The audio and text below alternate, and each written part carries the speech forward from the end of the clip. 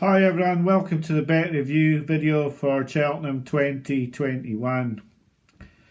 There will be two other videos, a Cheltenham analysis video on the races and how I felt they went, and also a Cheltenham debrief where I'll go on about the Irish domination, why I feel that domination is in place apart from the big money horses in Ireland. There is other reasons I think, and also about the bookmakers' practices during last week and the prices available, etc. So that videos will be available over the next couple of days. But to review the bets, and I hope that people only bet my horses if they fancy them, and that's the way it should always be, and that they bet them sensibly if they have. My stakes, my bank was £400, my stakes were only 310, that'll be explained later, and the returns were 325. And you could sort of laugh or cry about the returns really. It's great to have made a profit of £15, but it's also could have been a lot better, and it should have been a lot better really. Anti-post punting isn't easy.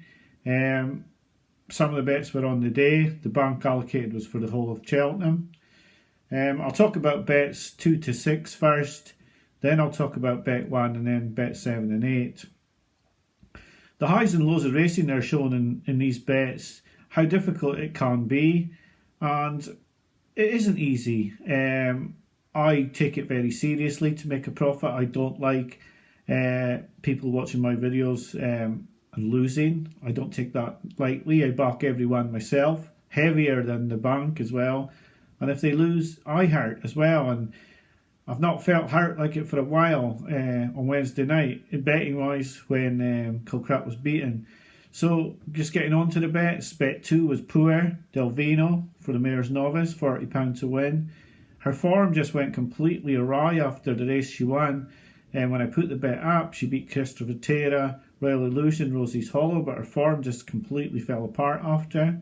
But it was a poor bet because I think the trainer wasn't likely to take her at Cheltenham. And I should have checked that sort of things out before. A loss of £40 on a bet I feel was poor.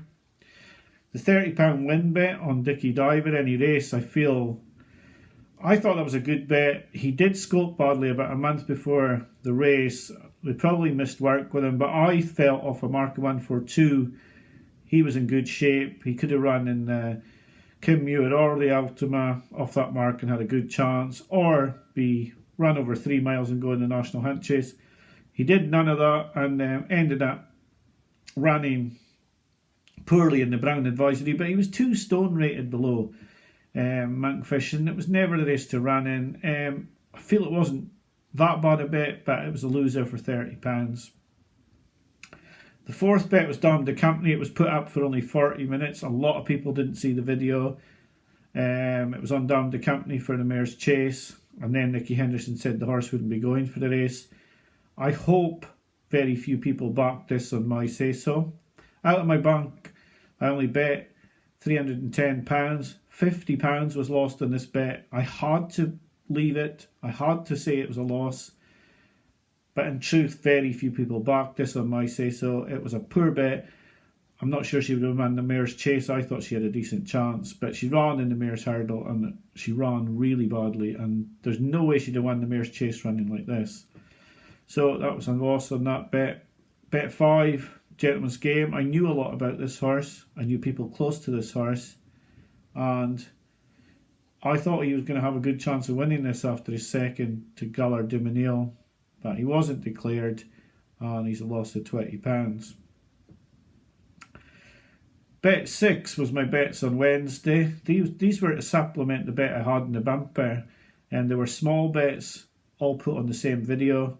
They were on Thomas Darby and Sneaky Getaway in the Coral Cup, a 10 and a £20 win, both poor, and £30 on Chosen Mate, who I thought had been lined up for a repeat win in Grand Annual, and yeah, I got it wrong, badly wrong as well, and a loss of £60 on bet 6 was really, really depressing, to be honest, but nowhere near on the level of Kilcrat, who was bet 1. £40 to win at 14 to 1.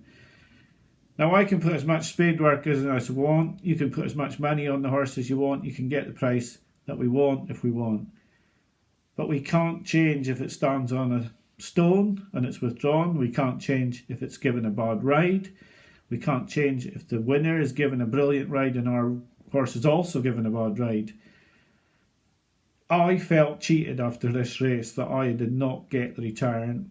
I feel cheated for you guys who backed it, that you did not get your return.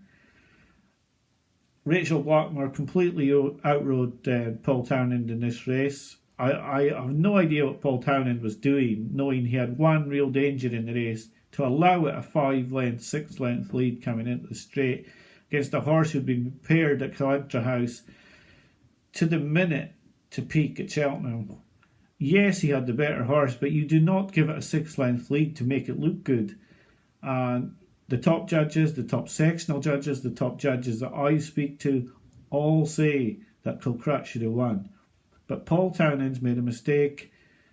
He's got it wrong. I mean, I did see Paul Spencer's comment on my video, and I did think, but I don't think Cheveley Park are buying any more horses, so I don't think it was to get more Cheveley horses to Close Sutton, but it made me laugh at the time and it made me think at the time as well. It was a poor ride from Townend, a good ride from Blackmore, and a loss of £40 for us. Wednesday night, I will say that my subscribers, I've also always said my subscribers are really knowledgeable racing people. They know what they're talking about. They know anti-post. They understand. I've had very few people who've complained about the videos. I did have one who said my videos are dreadful, and that's fine.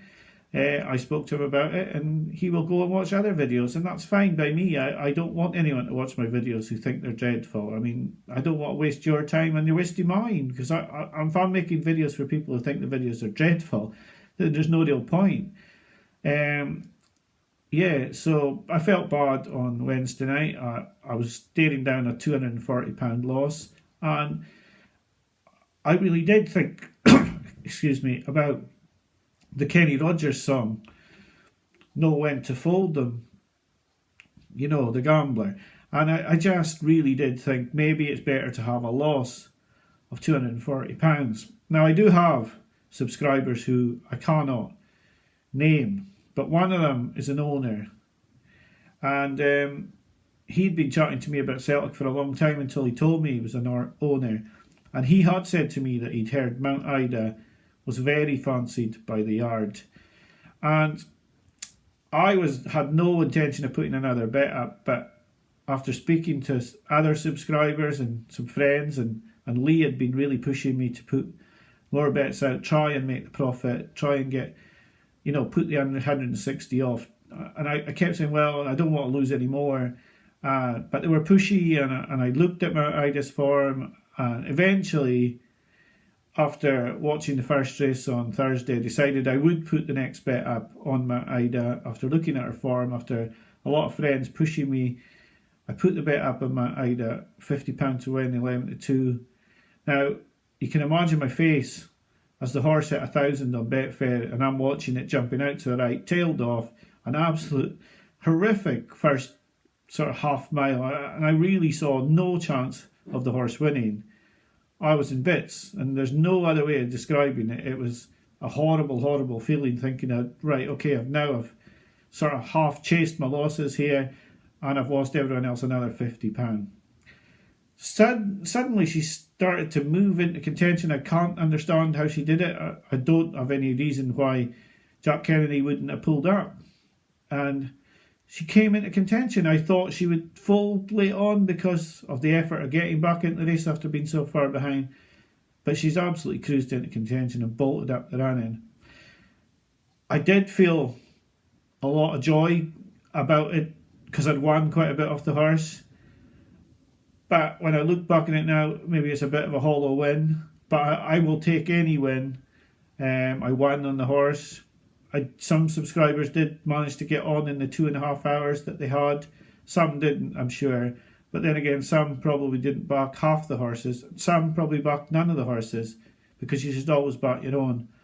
But yes, it was great. And then I was standing at £290 for 325 returned, and I decided to have a £20 bet on the Friday on Frontal Assault, which lost.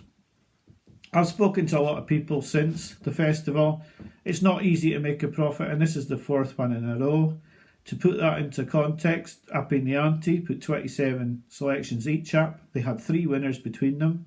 Galvin at 6-1, Tiger Roll at 7-1, and Kilreevy at 16-1. Kilreevy won and Ellie May lost.